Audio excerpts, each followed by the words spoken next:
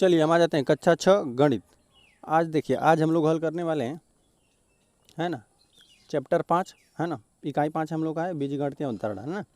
तो इसका हमने पहला अभ्यास हल कर दिया है, ठीक है। आ जाते हैं हम लोग यहाँ पे। देखिए ये अभ्यास 5 हल हो गया है, ठीक है। आज हम लोग हल करने वाले हैं अभ्यास 5 भी ना।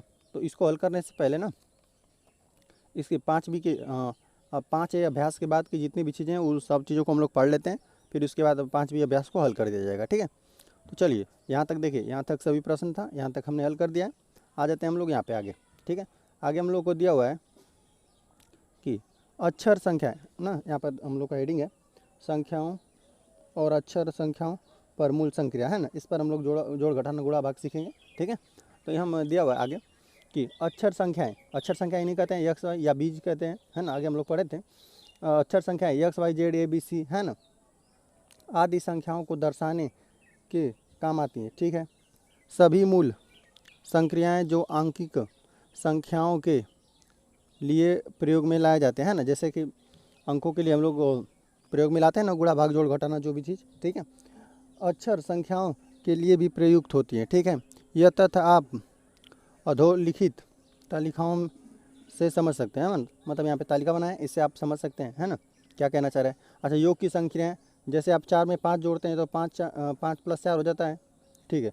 इसी तरह यक्स में आप 4 जोड़ेंगे तो यक्स + 4 हो जाएगा, ठीक है।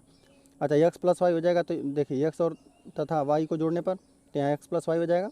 अच्छा चलिए, ए बी तथा सी को जोड़ने पर तो इसी तरह ए + बी + सी। अच्छा, 3 संख्या रहता है, 2 3 4, 2 3 तथा 4 जोड़ने पर, तो जिस तरह हम लोग संख्याओं को जोड़ते हैं उस तरह आपको इसको भी जोड़ना पड़ेगा, ए बी + सी, है ना।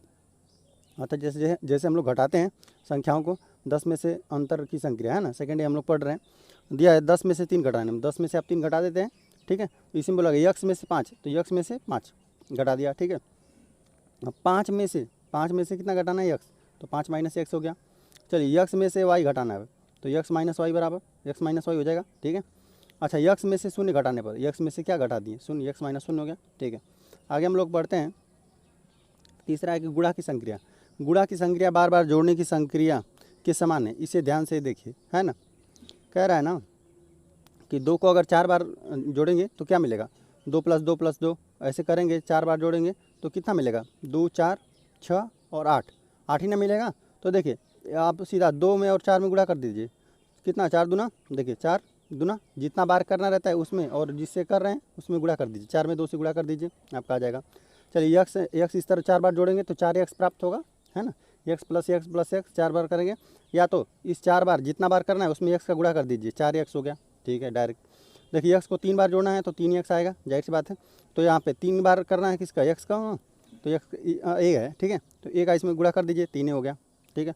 अब देखिए x + x कितना बार, y बार ना, तो y का आप इसमें गुणा कर दीजिए, x y हो गया, ठीक है। y गुणते x या y x, ठीक है। आगे हम लोग पढ़ते हैं 1 + x, x बार जोड़ना है तो x का आप 1 में गुणा कर देंगे, तो 1 में x करेंगे तो सीधा x लिख देंगे, ठीक है। अब 0 को x बार जोड़ना है तो x को उठाइए, 0 में गुणा कर दीजिए, तो x और 0 का गुणा कर देंगे, तो किसी भी चीज़ में आप 0 का गुणा करेंगे तो आपको हमेशा 0 ही मिलेगा, ठीक है। आगे हम लोग पढ़ते हैं कि भाग की संक्रिया, जैसे 5 में से 20 को 5 से विभाजित करने पर, है ना, यह हम लोग का क्या हो जाएगा, भाजक, यह हम लोग का भाजक हो जाएगा, जिससे हम लोग विभाजित करते हैं ना, यह हम लोग का 20 हो जाएगा भाज्य, ठीक है। तो 5 को 20 से 20 को 5 से विभाजित करने पर 20/5 हम लोग लिखते हैं, है ना, 20/5, ठीक है। तो a को b से विभाजित करना है तो a/b हो जाएगा, a/b, ठीक है, बराबर 5, इसे क्या लिख सकते हैं, a/b लिख सकते हैं, a/b, और b जो है हर ना वो 0 के बराबर नहीं होना चाहिए, 0 के बराबर हो जाए तो क्या हो जाएगा, समथिंग बटा 0 = क्या होता है, इनफाइनाइट होता है, या अपरिभाषित उसको लिख देंगे, है ना, ज्ञात नहीं किया जा सकता। आगे हम लोग आते हैं, आगे दिया हुआ है कि p को 40 को p से विभाजित करना है तो 40/p हो जाएगा, 40/p, यहाँ पर p 0 नहीं होना चाहिए, ठीक है। आगे दिया हुआ है b को 5 से विभाजित करने, अब b को 5 से विभाजित करने, तो b से देखिए 5 से विभाजित कर दिया तो b/5 हो जाएगा। चलिए हम लोग आगे पढ़ते हैं। आगे दिया हुआ है कि 4 गुणते x को सामान्य तो 4x लिखेंगे, जाहिर सी बात है, बीच में गुणा नहीं लिखेंगे, 4x लिख देंगे, तभी भी मान लीजिए इनके बीच में गुणाई है, ठीक है। 4x को लिखा जाएगा, बीच में गुणा का चिन्ह नहीं लगाते हैं, ठीक है, बीच में गुणा का चिन्ह नहीं लगा, इसी तरह 4x लिख देंगे, ठीक है। यक्स और y है ना आपस में, अच्छा ऐसा है ना, तो इसके बीच में गुणा है ना, तो इसका यहाँ पर भी यक्स और वाई लिखा का अर्थ है कि यक्स गुणते वाई लिखा गया है, ठीक है। अच्छा, एक गुणते यक्स को एक यक्स न लिख कर क्या लिखेंगे, सिर्फ यक्स लिखा जाएगा, ठीक है। इसमें यक्स का गुणा मतलब एक का गुणा है, ठीक है। चलिए 4 है और कितना, ए भागे बी, ठीक है। ए भागे बी मतलब ए बटा बी, बी जो 0 के बराबर नहीं होना चाहिए, जो हर है यह हर ना जिसे हम लोग विभाजित करें वो 0 नहीं होना चाहिए, ठीक है। और बी बाई ए, तो अब बी बाई ए कर दें तो ए इसमें 0 बराबर नहीं होना चाहिए, अतः ए बराबर ए भागे बी ना, काम बी भागे बी के समान नहीं है जब तक कि ए बराबर बी और ए बराबर माइनस बी ना हो। चलिए इसका मतलब है ना कि, चलिए आपको हम करके दिखाते हैं ना। देखिए अगर ए बटा बी है कोई चीज़, ए देखिए ए बाई बी का मतलब, ए भागे बी का मतलब ए बटा बी, ठीक है। यह हमको दिखाना है कि समान नहीं है, बी बटा ए कभी समान नहीं होगा। समान कब तक समान नहीं होगा, जब तक कि आप जैसे दोनों अलग अलग मान लेंगे, मान लीजिए 5 मान लिए या 2 मान लिए, तो यह 2 बटा 5 हो जाएगा, ठीक है। तो यह कितना हो जाएगा, 5 बटा 2 हो जाएगा। यह दोनों आपस में कभी बराबर नहीं होगा, है ना। जब भी आप भिन्न भिन्न संख्या मानेंगे ना, अलग अलग दोनों संख्या मानेंगे, तो ये कभी समान नहीं हो सकता, है ना। इसको आप मान लीजिए ए बराबर 7 मान लिए, तो बी बराबर 2, तो यह और देखिए और 2 बटा 7 हो जाएगा इधर, ठीक है, क्योंकि बी का मान 2 माने थे। यह दोनों आपस में कभी बराबर नहीं होगा। लेकिन कह रहा है ना कि जब ए बराबर बी, जब भी आप देखेंगे कि ए बराबर बी मतलब दोनों का वैल्यू सेम रख देगा। चलिए इसी जिससे दिया हुआ वैसे हम लोग बता देते हैं। देखिए जब ए की जगह पर बी रख देंगे दोनों पे, तो ये बराबर आ जाएगा। देखिए ए है बटा बी है और बी बाई ए है, ठीक है। तो अभी हम लोग देखेंगे कि बराबर आ रहा है कि नहीं, है ना, तो हम लोग ऐसा बता देंगे, ठीक है। तो कह रहा है ना कि ए बराबर बी मतलब ए बी के बराबर रख दीजिए। ए बराबर की ए की जगह पर क्या रख दीजिए, बी रख दीजिए। तो ए हम लोग का है, ए की जगह पर बी रख दीजिए, तो बी बटा बी हो जाएगा, ठीक है। और यहाँ पर बी है और ए की जगह पर हम लोग को क्या रखना है, बी, तो बी रख देते हैं, तो बी से बी कट जाएगा, 1 हो जाएगा। यहाँ पर कितना 1 हो गया, ठीक है। ये भी क्या हो जाएगा, बी भी कट कर 1 हो जाएगा। तभी भी और कब बराबर होगा, जब ए के स्थान पर आप माइनस बी रख देंगे, ठीक है। माइनस बी का मतलब ए के जगह पर आप रखेंगे, ए बराबर रखेंगे आप माइनस बी ना, तो जहाँ जहाँ ए दिख रहा है आपको वहाँ पर रखना है माइनस बी। तो यहाँ पर ए दिख रहा है तो ए की जगह पर आप रखेंगे माइनस बी और बटा बी हो जाएगा, ठीक है। यहाँ पर बी तो पहले से ही, और ए की जगह पर हम लोग को क्या रखना है, माइनस बी, तो माइनस बी हम लोग रखेंगे, तो यहाँ से बी कट जाएगा, यहाँ पर बी से बी, तो ऋण 1 बराबर कितना, ऋण 1 आ जाएगा। इसको भी आप काट सकते हैं इधर उधर या फिर रहने दीजिए, कोई दिक्कत नहीं है। ऋण 1 बराबर ऋण 1 है ना, देख रहे हैं ना, बराबर आ गया दोनों। तो ये दोनों क्या है, सही है। जब सही कब होगा, जब दोनों बराबर आपस में, ए बाई बी और बी बाई ए बराबर कब होगा, जब ए बराबर बी होगा और ए बराबर माइनस बी होगा, ठीक है। उम्मीद है समझ में आ गया होगा। आगे हम लोग देखते हैं। आगे हमको दिया हुआ है कि बता दिया हमने कि ए बी के बराबर हो और बी क्या है, ए जो है वो माइनस बी हो, तब क्या हो जाएगा, दोनों आपस में बराबर हो, ए भागा बी और बी भागा ए दोनों बराबर हो जाएगा। इसे निम्नलिखित में व्यक्त किया जाता है, ए भागे बी, ठीक है, और बराबर नहीं होगा बी भागे ए, ठीक है। यहाँ पर काटा हुआ है मतलब बराबर नहीं है। देखिए यहाँ पर दिया गया है कि जो ऐसे बराबर लिख कर ना ऐसा काट देंगे बीच से ना, तो उसे बोलेंगे को बराबर नहीं पढ़ा जाता है। अर्थात ए बटा बी बराबर नहीं होगा बी बटा ए, जब तक कि ए बराबर, ये आपको हमने कर दिखाया, जब तक कब तक नहीं बराबर होगा ये दोनों आपस में, जब तक कि ए बराबर बी ना हो जाए या ए बराबर माइनस बी ना हो, ठीक है। आगे हम लोग पढ़ते हैं। देखिए आ जाते हैं पाँचवा पे। पाँचवा हमको दिया हुआ है, हम उदाहरण लेकर देख सकते हैं कि संख्याओं के गुणा के निम्नलिखित प्रगुण बीजों के गुणा में भी लागू होते हैं, ठीक है। मतलब हम अक्षर संख्याओं पर देखेंगे, है ना। देखिए तो अक्षर संख्या यही सब है ना। तो देखिए यक्स वाई है, वाई यक्स है, पहला को मतलब इधर उधर गुणा करेंगे तभी भी दोनों बराबर रहेगा। इस मतलब क्रम भिन्न में प्रगुण इस पर लगता है, ठीक है। आप 3 इसमें ले लें, साचार्य प्रगुण में क्या होता था, 3 होता था। 3 यहाँ पर अक्षर संख्याएँ, ठीक है। अक्षर संख्याएं देखिए यक्स वाई, और देखिए यक्स वाई को साथ में गुणा करें और जेड का गुणा करें, या तो वाई जेड को पहले गुणा कर लें और फिर बाद में यक्स का कर दें। यह साचार्य प्रगुण 20 पर लगेगा। क्रम भिन्न में मिलेगा वितरण प्रगुण, या देखिए इन दोनों को जोड़कर इसमें गुणा करें, या यक्स का इसमें भी गुणा कर दें, यक्स का इसमें भी गुणा कर दें, ठीक है। इन दोनों को जोड़कर गुणा कर दीजिए, या यक्स का इसमें भी गुणा कर दीजिए और यक्स का जेड में भी, ठीक है। इसे वितरण प्रगुण कहते हैं। ये सब कुछ हम पढ़ चुके हैं पहले, ठीक है। तो आगे हम लोग आते हैं। इस प्रकार हम उदाहरण लेकर देख सकते हैं कि संख्याओं की भांति अक्षर संख्याओं में वियोग, अंतर, विभाजन संक्रियाएं के प्रगुण पालन करती हैं, ठीक है। इस पर सब कुछ लगेगा, ठीक है, जोड़ घटाना गुणा भाग सब लगेगा। चलिए आ जाते हैं हम लोग आगे। आगे हम लोग को दिया हुआ है, प्रयास कीजिए। प्रयास करने में दिया हुआ है कि अक्षर यक्स, अक्षर संख्या यही ना है, अक्षर संख्या यक्स तथा 7 का योगफल, अक्षर संख्या यक्स तथा 7 का योगफल, तो सीधा लिख दीजिए यक्स प्लस 7, ठीक है, इस तरह हो जाएगा। आगे हम लोग को दिया हुआ है 5 से y घटाने का अंतर क्या होगा, 5 से घटाना है ना, 5 में से घटा दीजिए y, देखिए घटाने अंतर मतलब घटाना था, 5 से y घटाने पर अंतर कितना होगा, ठीक है, 5 माइनस वाई होगा। और ए बी सी और डी का योगफल हम लोग को करना है, तो हम लोग इस प्रकार से करेंगे, कितना, ए बी सी और प्लस डी क्यों कर दिया, क्योंकि हम लोग को योगफल करना था, है ना। चलिए अब देखिए 0 में y का गुणा कर देंगे, आप कोई भी संख्या रहता है उसमें 0 गुणा कर देते हैं तो 0 आ जाता है ना, तो यहाँ पर भी ये क्या है, अक्षर संख्या, इसमें भी 0 आ जाएगा, ठीक है। और कह रहा है कि x के स्थान पर 1 रखें और y के स्थान पर 1 हो, ठीक है। यदि x बराबर 1 y बराबर 1 तो x इंटू वाई का मान क्या हो जाएगा, देखिए यहाँ पर भी आप 1 रखेंगे, यहाँ पर भी 1 रखेंगे, दोनों एक एक का आप गुणा कर देंगे तो आपको एक ही ना मिलेगा। जैसे देखिए यहाँ पर x का भी मान बोला है कि 1 रख दो, 1 रख दिए, ठीक है, गुणा का चिन्ह होता है आपस में, ठीक है, अक्षर संख्या में भी आपस में गुणा होता है। y के स्थान पर बोल रहा है 1 रख दो, ठीक है, जब भी आप एक में एक का गुणा करेंगे तो आपको एक ही प्राप्त होगा, ठीक है। x को 30 से विभाजित करने पर भागफल कितना होगा, x को 30 भागफल कितना हो जाएगा, x बटा 30 हो जाएगा, ठीक है, x बटा 30, x को 30 से विभाजित करने पर भागफल यही होगा, x बटा 30। चलिए हम आगे आ जाते हैं। आगे हम लोग को दिया हुआ है उदाहरण 3 ना, एक संख्या x है, दूसरी संख्या 10 है, इनका योगफल कितना होगा, x है और दूसरी संख्या x प्लस 10 ही हो जाएगा, पहली संख्या x दूसरी संख्या 10 तो x प्लस 10 हो जाएगा हम लोग का उत्तर, ठीक है। हानि क्रय मूल्य तथा विक्रय मूल्य के अंतर के बराबर होती है ना, कह रहा हानि जो होता है वो क्रय मूल्य और विक्रय मूल्य के अंतर के बराबर होता है ना, जबकि विक्रय मूल्य क्रय मूल्य से कम हो, ठीक है। हम इस कथन को हम मूल संक्रियाओं के चिन्हों की सहायता से व्यक्त कर सकते हैं। मान लिया क्रय मूल्य, जो क्रय मूल्य मतलब जितना में आप खरीदते हैं, विक्रय मूल्य क्या होता है, जितना में आप बेचते हैं, ठीक है। हानि मतलब ये होता है कि आपने अधिक मतलब अधिक पैसे में, कुछ भी पैसे में खरीदा तो उससे आपने जितना पैसा में आपने खरीदा, ठीक है, उससे आप कम में ही बेच दिए, ठीक है। जितना से आप खरीदे हैं ना पैसे, जैसे मान लीजिए कोई चीज़ आप 10 रुपये का खरीदे, है ना, आप उसको 9 रुपये में ही बेच दिए, है ना, 10 रुपये का खरीदे और 9 रुपये में ही आप उसको बेच दिए ना, तो आपको कितना हो गया, घाटा ना हो गया। आप 10 रुपये के मतलब 10 से आप अधिक बेचेंगे ना, अधिक बेचेंगे तब आपको फ़ायदा होगा, लेकिन 10 रुपये का आप खरीद ही रहे हैं और 9 रुपये का आप बेच ही दिए तो आपको घाटा हो गया, ठीक है। तो यही होता है, मतलब हानि हो गया, ठीक है। तो कह रहा है ना कि मान लिया कि क्रय मूल्य कितना है सी, ठीक है, विक्रय मूल्य कितना है यस है, ठीक है, और हानि यल है, ठीक है। चूँकि आपको दिया हुआ है हानि क्रय मूल्य और विक्रय मूल्य के अंतर के हानि बराबर कितना, हानि बराबर क्रय मूल्य और विक्रय मूल्य, ठीक है।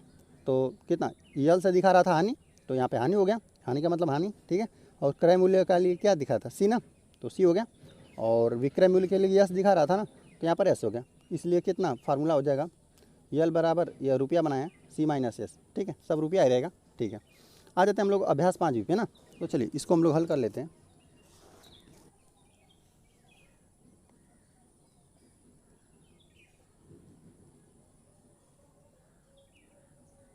ठीक है, अभ्यास 5 भी, तो इसमें हम लोग हल पहला वाला कर लेते हैं। अच्छा चलिए इसमें भी 1 2 3 करके दिया हुआ है ना, तो चलिए इसमें भी हम लोग पहला का पहला हल करेंगे ना। देखिए तो प्रश्न हम लोग पढ़ते हैं, निम्नलिखित को बीजगणितीय रूप में लिखे, है ना, यक्स और कितना 6 और यक्स का योगफल, बस जैसे दिया हो वैसे आप लिख दीजिए, है ना। तो दिया हुआ है कि 6 और कितना यक्स का योगफल ना, तो कितना हो जाएगा 6 प्लस यक्स हो जाएगा, ठीक है, बस इतना ही आपको लिखना है। चलिए सेकेंड वाले को हम लोग हल करते हैं। सेकेंड वाला दिया हुआ है, क्योंकि देखिए यह क्या है, इसे क्या कहते हैं, अक्षर संख्या है ना, जैसे संख्याओं पर देख रहे थे ना हम लोग पीछे, अभी देखें कि जैसे गुणा भाग जोड़ घटाना लगता है ना, जैसे यहाँ पर दिया हुआ है, जैसे यक्स में से 10 जोड़ दिया तो मतलब इन दोनों का पहली संख्या और दूसरी संख्या का योगफल कितना होगा, तो यक्स प्लस 10 हो गया, ठीक है। उसी तरह बस जैसे दिया वो वैसे आपको करना है, ठीक है। यक्स में से 7 घटाने पर, तो यक्स है अक्षर संख्या यक्स है और इसमें 7 घटा दीजिए, यही लिखेंगे इसको, ठीक है। आ जाते हैं हम लोग तीसरे वाले पे। तीसरा हमको दिया हुआ है कितना, ठीक है, इसमें बोला हम लोग को कि यक्स का 5 गुना, मतलब यक्स का 5 गुना का मतलब 5 का गुणा, तो हम लिख देते हैं 5 यक्स, ठीक है, इसको ऐसे ही लिख देंगे सिंपल में। चलिए हम आ जाते हैं चौथा नंबर पे। चौथा हमको दिया हुआ है कि यक्स का 1/3, 1/3 का मतलब होता है 1/3, ठीक है। तो यक्स का 1/3 का मतलब 1/3, ठीक है। यक्स का मतलब भी गुणा होता है, ठीक है। चलिए या तो इसको हम एक बार ऐसे लिख देते हैं, यक्स का मतलब होता है गुणा, 1/3 का मतलब 1/3, तो इसको लिख देंगे कितना, x/3। यही आपका उत्तर हो जाएगा, ठीक है। आगे हम लोग आ जाते हैं क्वेश्चन 2 पे, तो लिख देते हैं चलिए हल, दूसरे वाले को कर दिया जाए। चलिए इसमें भी कई प्रश्न हैं, तो इसमें भी दूसरा का पहला हल कर लेते हैं, ठीक है। हम लोग को दिया हुआ है, निम्नलिखित कथनों को संख्याओं, बीजों तथा मूल संक्रियाओं के चिन्ह की सहायता से व्यक्त कीजिए, ठीक है। मतलब हम लोग को जैसे गुणा भाग जैसे होता है ना, ऐसे ही लिखना है, मतलब बस संख्याओं का प्रयोग करना है और कितना, अक्षर संख्या का, ठीक है। आ जाते हैं हम लोग, दिया हुआ है वृत्त का व्यास, कह रहा है ना वृत्त का व्यास होता है उसकी त्रिज्या का 2 गुना होता है। जैसे कह रहा है ना, देखिए व्यास क्या होता है, जैसे कोई वृत्त है ना, तो उसकी त्रिज्या यहाँ तक r होती है, ठीक है। अब इसी को ना हम यहाँ तक लेते आएंगे ना, तो ये हो जाएगा कितना, यहाँ से यहाँ तक पूरी दूरी होती है व्यास, ठीक है। उसको बोलते हैं, उसको कैपिटल स्मॉल d से दिखाते हैं ना। तो चलिए हम जैसे दिया वैसे लिख देते हैं, ठीक है। दिया वृत्त का व्यास है ना, वृत्त का व्यास मान लेते हैं d, ठीक है। और वृत्त का व्यास उसकी त्रिज्या का 2 गुना होता है, 2 गुना मतलब 2 का गुणा 2, और स्मॉल r दिया हुआ है, आपको पहले ही दिया हुआ है r, लिख दीजिए। जहाँ पर आप लिख देंगे कि आप क्या दिखा रहे हैं, जहाँ d क्या है, वृत्त, ठीक है, वृत्त का व्यास है, और r तो दिया हुआ था, लेकिन फिर भी चलिए लिख देते हैं r वृत्त की त्रिज्या, वृत्त की त्रिज्या ना, ठीक है। चलिए इतना हो गया। आ जाते हैं हम लोग को सेकंड प्रश्न पे। सेकंड वाला हम लोग को दिया हुआ है कि एक वर्ग का परिमाप उसकी भुजा, एक भुजा का 4 गुना होता है, ठीक है। एक भुजा का परिमाप उसकी एक भुजा का 4 गुना होता है ना। तो वर्ग का जैसे परिमाप क्या होता है, चलिए हम आपको देखिए आपको बता रहे हैं यहाँ पे, देखिए कह रहा है ना, देखिए वर्ग होता है यही जिसकी चारों भुजाएं ना आपस में बराबर होती हैं, ठीक है। तो देखिए ये वर्ग हो गया, ठीक है। वर्ग मतलब चारों, ये चारों भुजा ना बराबर रहती है ना, बीच का कोण 90 अंश का रहता है ना। तो चलिए तो वर्ग हो गया इसका। देखिए अगर ये भुजा ए है ना, तो ये भी ए रहेगी। मान लीजिए अगर 10 हम इसको मान लेते हैं, ये 10 सेंटीमीटर है, तो ये भी 10 सेंटीमीटर रहता है, ये भी 10 सेंटीमीटर, ये भी 10 सेंटीमीटर, है ना। सब भुजा आपस में बराबर रहता है ना।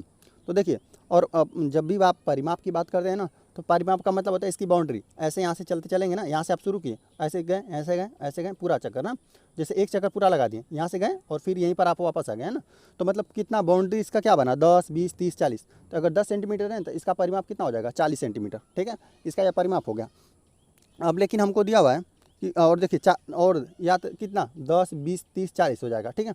इस तरह आप जोड़ेंगे तो आपको 40 सेंटीमीटर आ जाएगा ना, परिमाप आ जाएगा, ठीक है।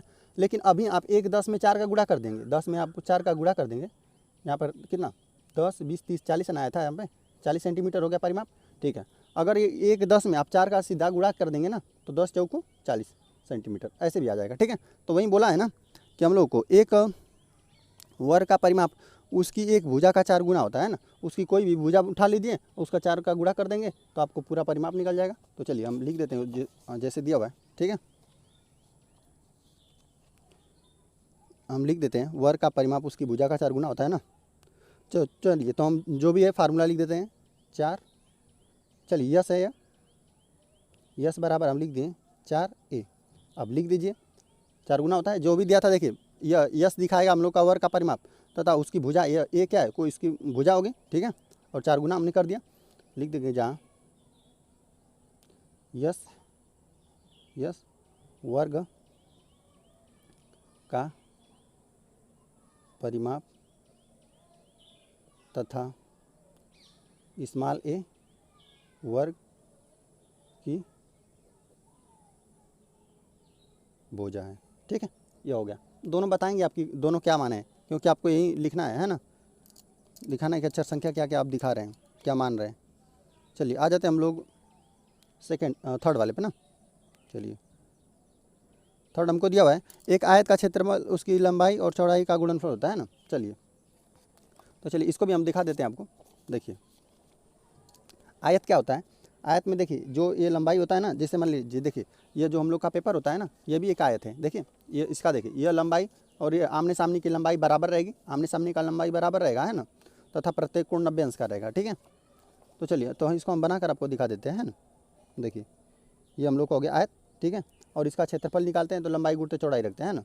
चलिए यहाँ पर अगर ये ए रख दिए या आप बी रख दिए ना, तो ये भी बी हो जाएगा, यहाँ पर भी ये हो जाएगा, लेकिन इसका कोई मतलब नहीं है ना। बस हम इसका बता रहे हैं लंबाई गुणित चौड़ाई, मतलब ये आमने सामने का भी बराबर रहता है और प्रत्येक कोण 90 अंश का रहता है। ठीक है, तो चलिए इसका जब भी आप निकालेंगे ना क्षेत्रफल, तो लंबाई गुणित चौड़ाई होता है ना। आयत का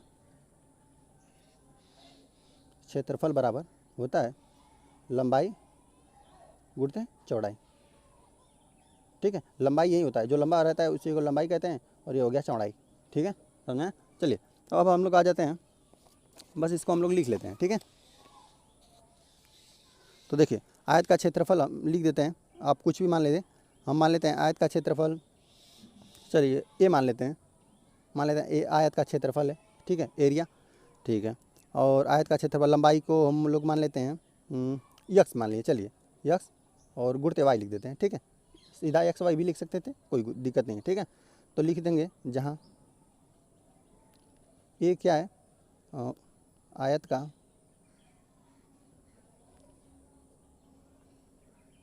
क्षेत्रफल तथा यक्स लंबाई और कितना वाई क्या है, चौड़ाई है। ठीक है, इस तरह से दिखा देंगे, है ना। चलिए आ जाते हैं हम लोग चौथे नंबर पे। चौथा हमको दिया हुआ है, चलिए दिया हुआ है लाभ ना विक्रय मूल्य तथा क्रय मूल्य का अंतर होता है ना। मतलब कि आप जैसे लाभ कब होगा, जब आप ना जैसे कम में खरीदेंगे अधिक में बेच देंगे, है ना। जैसे मान लीजिए कि कोई भी चीज़ है, चलिए थोड़ा सा हम इसको बता देते हैं आपको। जैसे आप आपको किसी चीज़ पे लाभ लेना है ना, मतलब फ़ायदा करना है ना, लाभ निकालना है आपको, मतलब कोई भी चीज़ आप व्यापार कर रहे हैं तो उसमें आपको फ़ायदा चाहिए, तो आप जैसे 10 रुपये में खरीदे ना, तो 11 रुपये में बेचेंगे तो आपको फ़ायदा होगा, फ़ायदा हो रहा है ना। तो देखिए तो यही होता है लाभ। ठीक है, कि कम में खरीदेंगे अधिक में बेच देंगे। ठीक है, तब पूछेगा कि अब इसमें कितना का आप लाभ कमाएं, तो 11 रुपया था, 11 रुपया में मतलब ये हम लोगों ने बेचा। ठीक है, ये हम लोगों ने बेचा, ये हम लोगों ने ख़रीदा। ठीक है, कम में खरीद के अधिक में बेच दिया तो हम लोग को फ़ायदा हुआ कितना, कि 11 में से 10 घटा देंगे तो हम लोग को 1 रुपया का चलिए फ़ायदा हो गया। ठीक है, इसी तरह फ़ायदा होता है। तो हम लोग आ जाते हैं यहाँ पे ना, तो यहाँ पे बस जैसे दिया हुआ वैसे हम लोग लिख लेते हैं। ठीक है, दिया हुआ है हम लोग को कि लाभ क्या होता है, एक बार हम चलिए लिख ही देते हैं यहाँ पे। लाभ, लाभ सिर्फ रहेगा। ठीक है, लाभ बराबर विक्रय मूल्य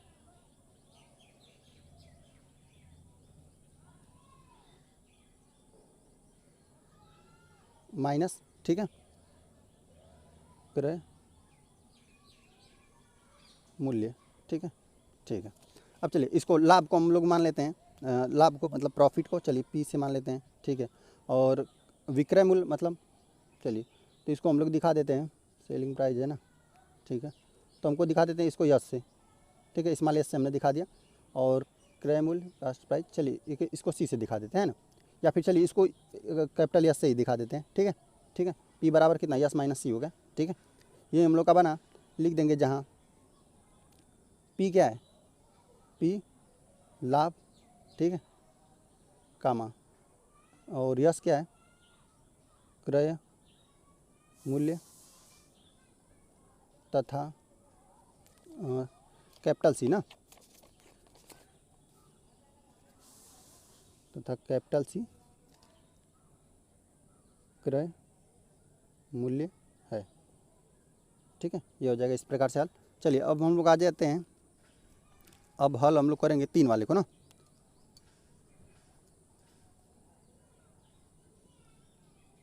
तीसरे में एक हल करेंगे। ठीक है, चलिए हमको दिया हुआ है, ये हम लोग को दिया एक टोकरी में 50 आम है और एक दूसरी टोकरी में 1 आम है, तो पहली टोकरी में दूसरे आम से कितना अधिक है। ठीक है, चलिए इसको एक बार ध्यान से आप पढ़ेंगे। दिया हुआ है एक टोकरी में 50 आम है, ठीक है, एक में 50 आम है, तथा दूसरी टोकरी में कितना 1 आम है ना। तो पहली टोकरी में, ठीक है, दूसरी से कितना अधिक आम है ना। जैसे अब आपको संख्या रहता, जैसे देखिए थोड़ा सा हम इसको बता रहे हैं ना, देखिए, अगर देखिए मान लेते हैं कोई आपको टोकरी है, ठीक है, या मान लेते, चलिए ये टोकरी मान लेते हैं, थोड़ा सा इस तरह बना लेते हैं, ठीक है। यहाँ पे टोकरी है, यहाँ पर मान लीजिए कोई फल रखा गया है ना, तो इसमें रखा गया है आपका 50 आम ना। चलिए, और हम दूसरा टोकरी बना देते हैं और इसमें मान लीजिए कुछ आम रख देते हैं। चलिए मान लेते हैं कि यहाँ पर 30 है, तो तब हम लोग बताते हैं कि पहली टोकरी और दूसरे, तो बताते हैं कि पहली टोकरी में दूसरी टोकरी से कितना अधिक आम है। तो आप यहाँ पर तुरंत बता देते हैं कि हाँ 50 में से कितना 20 आम अधिक है, ठीक है। क्योंकि देखिए यहाँ पर बोला है ना कि पहली टोकरी में दूसरे से कितना अधिक आम है, मतलब पहली वाली में ही अधिक चीज़ है, इसमें ना अधिक है और ये वाले में कम है, दूसरे वाले में, ठीक है। अगर यहाँ पे संख्या रहता तो आप बता देते हैं, लेकिन यहाँ पर दिया हुआ है कि यक्स, यक्स दिया हुआ है ना यहाँ पर कम वाली में। तो आप लोग इसमें क्या कहते हैं, 50 में से आप 30 घटा दिए तो 20 मिला, तो इसमें 50 में से यक्स घटा दीजिए, 50 में से आप यक्स घटा देंगे तो यह कुल आम निकल जाएगा, ठीक है। इतना आम हो जाएगा। उम्मीद है समझ में आ गया होगा। देखिए 50 था, अगर कम आम था ना इसमें, कितना अधिक है पहली टोकरी में ना, पहली टोकरी में दूसरी से कितना अधिक आम है, ठीक है। तो यहाँ पर 20, अगर 50 संख्या था तो यहाँ पर 30 संख्या था, ठीक है। तो यहाँ पे 50 में से आप 30 घटा दिए तो बता दें कि हाँ 20 पहली टोकरी में दूसरी से कितना 20 आम अधिक है, ठीक है। लेकिन यहाँ पर आपको अगर यक्स सिर्फ दिया था, है ना, अक्षर संख्या दिया था, तो हम लोग 50 में से यक्स आम घटा दिए तो निकल जाएगा, ठीक है। अब हम लोग लिख लेते हैं, उम्मीद है समझ में आ गया होगा, ठीक है। तो हम लिख देते हैं कितना पहली टोकरी में ना, चलिए इसको हम लोग थोड़ा लिख देते हैं, पहली टोकरी में कुल आम, कुल आम कितना है 50, ठीक है। दूसरी टोकरी में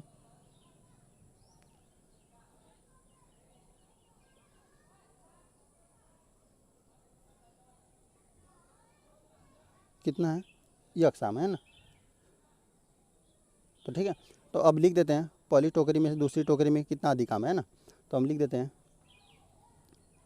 पहली टोकरी में दूसरी टोकरी से कितना, हमने आपको निकाल कर अभी दिखाया कितना 50 माइनस यक्स, ठीक है। ये 50 माइनस यक्स हो जाएगा 50 माइनस यक्स आम अधिक है, ठीक है। चलिए ये हल हो गया। अब चलिए ए वाला को हम लोगों ने हल कर लिया, अब बी वाले को हम लोग हल कर लेते हैं, ठीक है।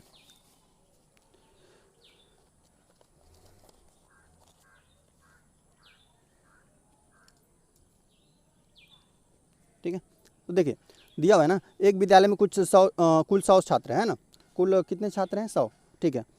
जिसमें यक्स छात्र प्रदूषित जल पीने से बीमार होंगे, तो स्वस्थ छात्रों की संख्या कितना बताए। जैसे देखिए अभी अगर हम संख्या में बताते हैं ना, आपको थोड़ा सा हम समझा देते हैं।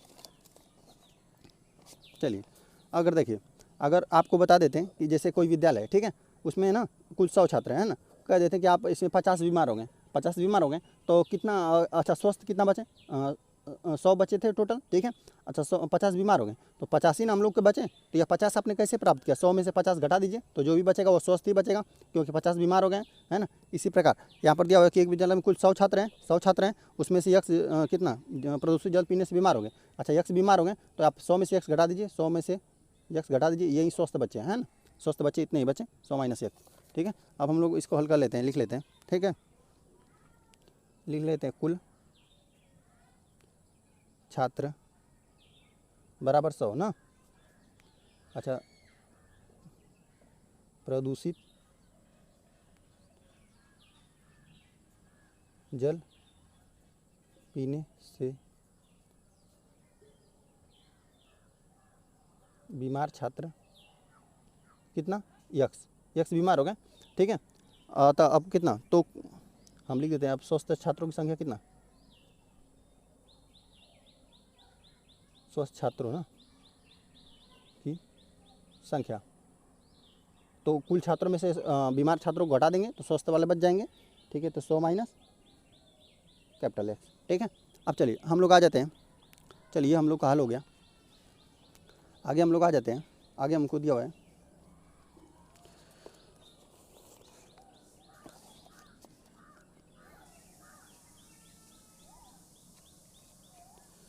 चलिए देखिए हम लोग को चौथा प्रश्न दिया हुआ है संलग्न चित्र में ना, अब हम लोग लिख देते हैं हल, चौथे वाले कॉल करेंगे, ठीक है। दिया हुआ है हम लोग को कि संलग्न चित्र में आयत की आसन्न भुजाएं यक्स और तथा वाई सेंटीमीटर है, और यक्स तथा वाई मीटर है, तो आयत का परिमाप ज्ञात कीजिए, है ना। देखिए तो आयत का परिमाप क्या होता है, परिमाप मतलब होता है बाउंड्री पर घूमना, ठीक है। तो यहाँ से एक राउंड घूमे, यहाँ पे यक्स, यहाँ पर घूम जाएंगे वाई, तो यहाँ पर भी घूमेंगे तो यह भी यक्स रहेगा, ठीक है। तो देखिए यह भी यक्स रहा, यह भी वाई, मतलब देखिए परिमाप जब भी पूछे ना तो ये समझिए कि मतलब आपको बाउंड्री पे कटीले तार लगाने हैं ना। तो यहाँ से आप शुरू करेंगे, ये बाउंड्री पे एक चक्कर मारेंगे, ठीक है। तो कितना कटीला तार की आवश्यकता होगा, यक्स वाई प्लस कितना, x plus y plus x plus y, ठीक है। तो मतलब देखिए 2 यक्स और 2 वाई हो जाएगा, 2 वाई, तो हम लोग लिख देते हैं, है ना। मतलब समझ में आ गया होगा आपको ना। ये देखिए परिमाप मतलब इस तरह बाउंड्री पे एक चक्कर, तो यहाँ से देखिए यक्स वाई, ठीक है। तो लिख देते हैं हम लोग आयत का परिमाप बराबर, चलिए एक बार आपको लिख के ऐसे ही दिखा देते हैं, x plus y plus x plus y, ठीक है। चलिए इन दोनों को जोड़िए, कितना 2 यक्स हो जाएगा और कितना प्लस 2 वाई, इतना हो गया, मीटर हो गया, ठीक है। आगे हम लोग आ जाते हैं 5वें पे ना,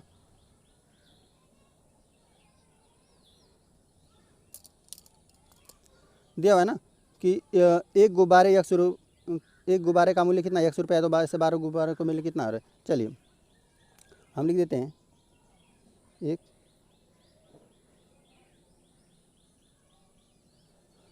एक गुब्बारे का मूल्य कितना, यक्स पैसे हैं, ठीक है।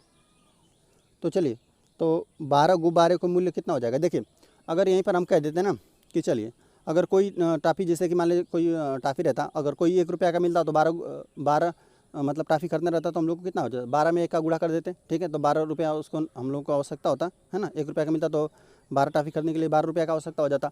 चलिए यहाँ पे जितना भी रहता है ना, चलिए अगर कोई 5 रुपया का रहता, अगर मान लेते हैं कि 5 रुपया का एक गुब्बारा मिलता, 4 खरीदना रहता था, तो 4 5 20 आप कर देते हैं, है ना, गुणा कर देते हैं, बस यहाँ पे गुणा ही आप कर देंगे ना। तो लिख देंगे एक गुब्बारे का मूल्य कितना, यक्स पैसा है, तो अतः इसलिए लिख दीजिए 12 ना, 12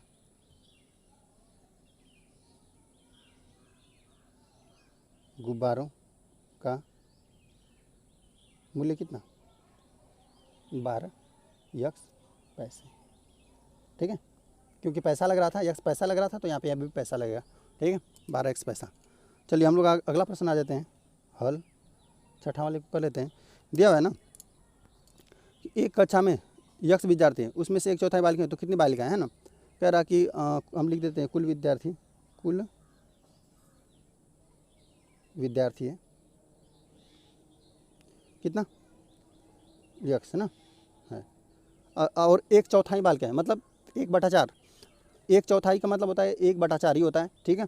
इसमें यक्स में गुणा कर दीजिए, हम लिख देते हैं कुल कक्षा में कितनी बालिकाएं है ना, तो हम लिख देते हैं कक्षा में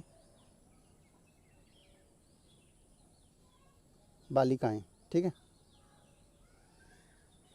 या कुल बालिकाएं इसको समझ सकते हैं। कक्षा में कुल बालिकाएं कितना बोला, 1/4 ना, जितना कुल का 1/4 कर देंगे तो आपको निकल जाएगा, तो कितना 1/4 गुणते यक्स बराबर कितना, यक्स/4, ठीक है, यक्स/4 हो गया।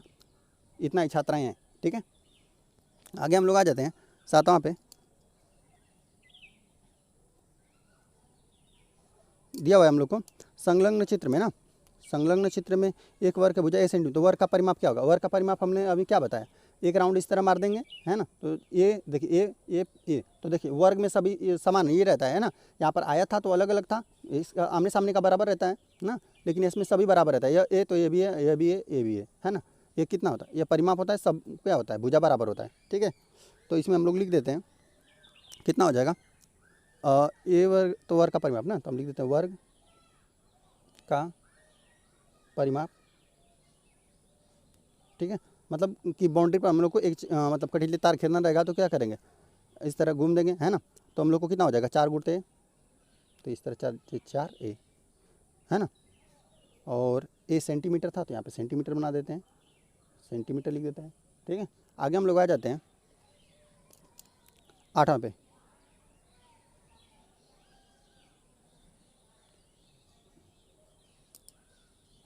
चलिए आगे हम लोग को दिया हुआ है कि लीला राधा की छोटी बहन है ना। लीला मतलब राधा की छोटी बहन है, मतलब राधा बड़ी है और लीला छोटी बहन है। ठीक है, ठीक है, छोटी है। तो अब हम लोग इसको देखिए, राधा, वह राधा से 6 वर्ष छोटी है ना। चलिए, राधा यहाँ पर बड़ी है, ठीक है, राधा बड़ी है और लीला छोटी है। तो राधा क्या है, वह राधा से, मतलब लीला की बात कर रहा है, लीला ना 6 वर्ष छोटी है राधा से। तो राधा मतलब कह रहा है कि लीला की आयु, ठीक है, राधा की आयु के पदों में लिखे है ना। तो मान लेते हैं हम लोग, माना जिसका दिया हुआ है पहले उसके मान ले कि इसके पद में लिखना है, हमको राधा की आयु के पद में लिखना है। माना राधा की आयु, माना राधा की आयु यक्स मान लीजिए, वाई मान लीजिए, है ना। चलिए यक्स वर्ष लिख देते हैं, है ना। इतना वर्ष के राधा, राधा देखिए बड़ी है, लीला छोटी है, तो इसके आयु में से हम लोग को घटाना ही पड़ेगा। कितना, 6 वर्ष घटिए, तो अब लिखना है हम लोग को कितना, तो लीला की आयु राधा की आयु के पदों में लिखिए। तो हम लोग लिख देते हैं लीला की आयु, ठीक है। यहाँ पर ध्यान देंगे, यहाँ पर कौन छोटा है, लीले, देखिए राधा की छोटी बहन ना, लीला राधा की छोटी बहन है, तो राधा बड़ी होगी और लीला छोटी होगी। तो इसी में और कितना वर्ष छोटी है, 6 वर्ष, तो 6 वर्ष घटा दीजिए तो हो जाएगा यक्स माइनस 6 वर्ष। लीला की आयु हमने लिख दिया। आ जाते हैं हम लोग हल 9। चलिए इसको भी हल कर लिया जाए। ये हमको दिया हुआ है, देखिए माँ ने घर में, चलिए 9 यहाँ पर दिया हुआ है, माँ ने घर में लड्डू बनाए, ठीक है, माँ घर में लड्डू बना दी, ठीक है। उन्होंने कुछ लड्डू मेहमान और परिवार के सदस्यों को दिए और कितना, फिर भी 5 लड्डू शेष रह गए। तो माँ ने कुल कितने लड्डू बनाए, है ना। तो चलिए देखिए, माँ ने, अगर मान लेते हैं अगर माँ ने 100 लड्डू भी बनाए थे, तो कितना, 5 लड्डू बच गए, तो 95 मान लीजिए बनाई थी, तो यह मतलब मेहमान और परिवार के सदस्यों में बढ़ गया, है ना। तो चलिए हम लिख देते हैं माना, माना माँ ने कितना, मेहमानों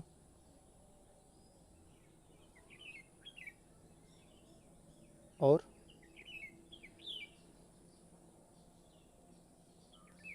परिवार के सदस्यों को यक्स लड्डू दिए, ठीक है, लड्डू दिए, ठीक है। तो कुल कितना लड्डू हो जाएगा, अतः लिख दीजिए माँ द्वारा ये बनाए गए कुल लड्डू, ठीक है। देखिए अगर माँ ने कितना, मेहमानों और परिवारों को यक्स लड्डू दिए, अभी उसका 5 बचा भी हुआ है, ठीक है, तो यक्स प्लस 5 हो जाएगा। माँ द्वारा बनाए गए कुल कितना लड्डू, यक्स तो उन्होंने दे दिया, है ना, सबको मेहमानों को बांट दिया, और प्लस 5 भी बचा भी हुआ है, ठीक है। तो इतना ही पूरा लड्डू बनाई होंगी, इतना मेहमानों को बांट देने के बाद भी उनका 5 लड्डू बच गया होगा, ठीक है। तो यही हो गया, ठीक है। उम्मीद है यह देखिए यह पूरा अभ्यास ख़त्म हो गया, ठीक है। अब हम लोग आ जाते हैं, अब हम लोग हल करेंगे। देखिए अभ्यास 5C हल कर दिया जाएगा, ठीक है, अगले दिन हल कर दिया जाएगा। चलिए ठीक है, वीडियो पसंद आए तो चैनल को सब्सक्राइब भी कर लीजिए।